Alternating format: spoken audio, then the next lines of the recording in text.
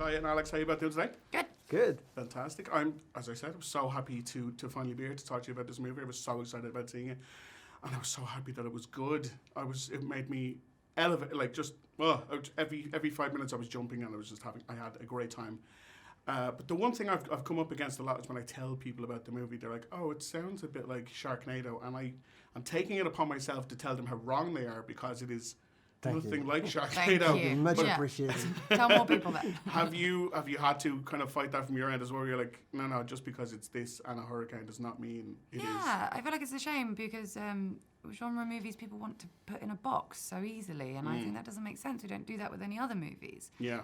Why does it have to be specifically that or this? You know, it's its own fucking movie. Yeah, absolutely. Yeah. And there's nothing wrong with Sharknado. There's an audience for that, and that's great. I've never seen it. There's 5 of them, so Yeah, we'll see. They make money.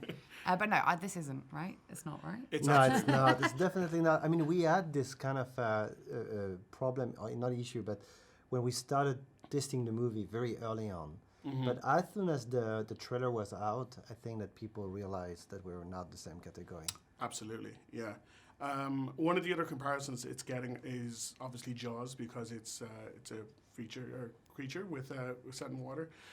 That's not the vibe I got though, because I was getting the strong female, more or less on her own, fighting against the elements. So to me, it was more like Alien for one, Panic Room because you had Jodie in a confined space, and Gravity obviously because it's Sandra Bullock again fighting against the elements, which is great company for you both to be in if you're up against those kind of films. Like, were they the ones that you were kind of leaning towards when you were looking for influences, or was it just its own thing? I wanted to put a bit of Sarah Connor in Hayley because she's kind of my hero in film and always has been. And she's back soon. She's back, so I can't wait. I'm so excited.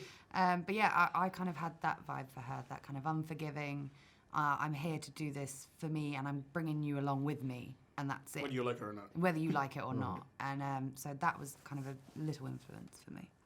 Alien was definitely one of the couple movie I kept when I was making the movie. And in that, very often in that crawl space, even if we were just in a crawl space in a house in Florida, I was having this visual feeling of being in a sci-fi movie. Yeah. You know, and when I was seeing you in that middle, I was really definitely back to Alien. Yeah, because I think it's because like everything is obviously relatable. It's a real place.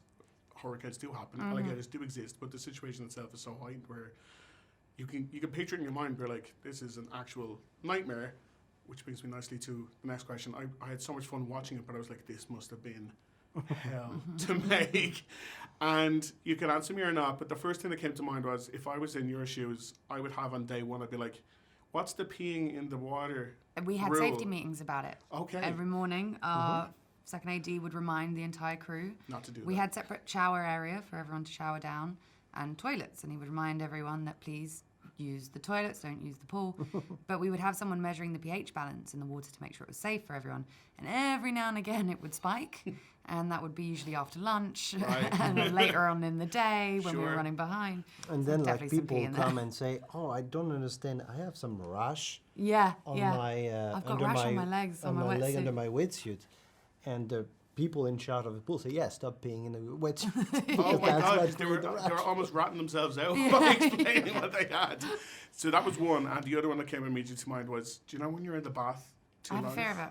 and you have the wrinkly fingers? I have a legit, like...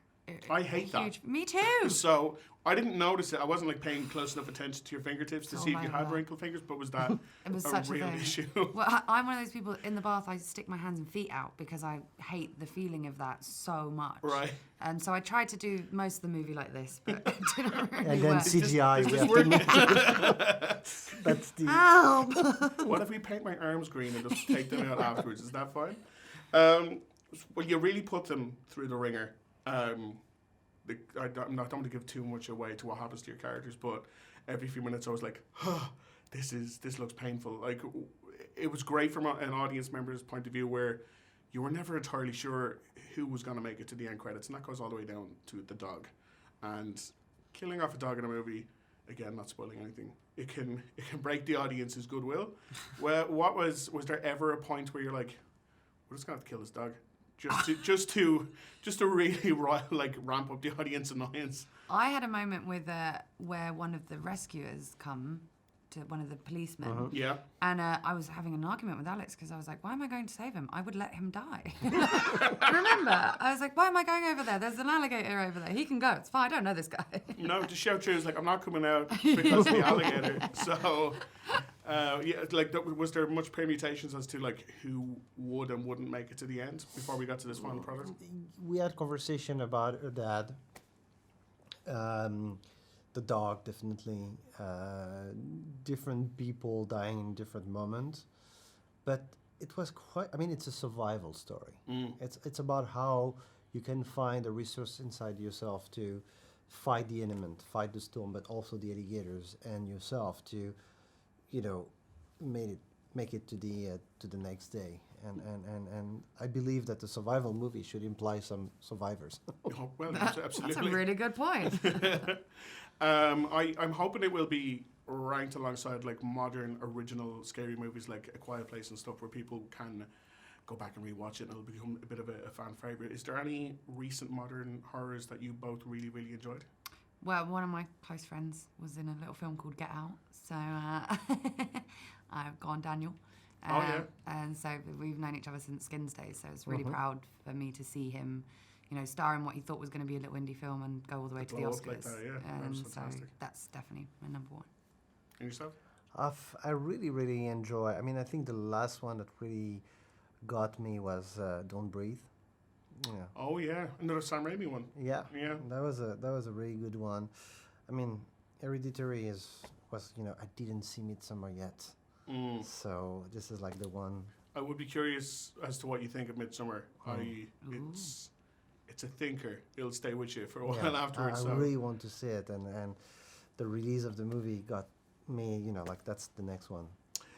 Speaking of the next one, these segues are setting themselves up so nicely. Really doing tonight. well here.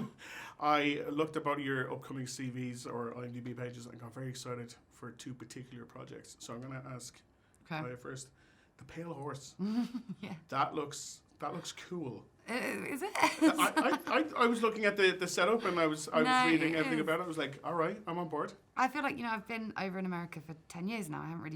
I'm not living, but working, and I haven't really done anything in England for a long time. And what's more British than Agatha Christie at Christmas? Exactly. So, but it is actually also very cool. It's storytelling, it really is quite creepy, dark storytelling, especially for the time. Yeah. And I kind of play this very fun, so put together, but she's raging on the inside character, and it's a lot of fun. We're shooting at the moment actually in Bristol. And we were looking forward to getting that maybe this Christmas. I think it's next Boxing Day. Oh, Not the next one. 2020. 2020. Good. So Yes. it's good to look forward to. And I want to get this right. Space Adventure Cobra. Oh yeah, that's a dream project. It's not going to happen. It might happen. If it's a dream, it could happen. Yeah, it's been a long time we're trying to put it together, and when we started it was like, oh, it's time to do a new Star Wars, but they Is it took like care of that. Sharknado? So do you know what you want to do next, or? Oh, it's really an interesting time to keep making our movies. Mm-hmm. There is something about the very scary nature of the years we are living that I think provide a lot of amazing stories to, create movies like Crawl. Absolutely, and I think the audience is absolutely there for them. Yeah. And thank you so much for bringing Thank you another very great much. one. Kaya and Alex, thank you so much.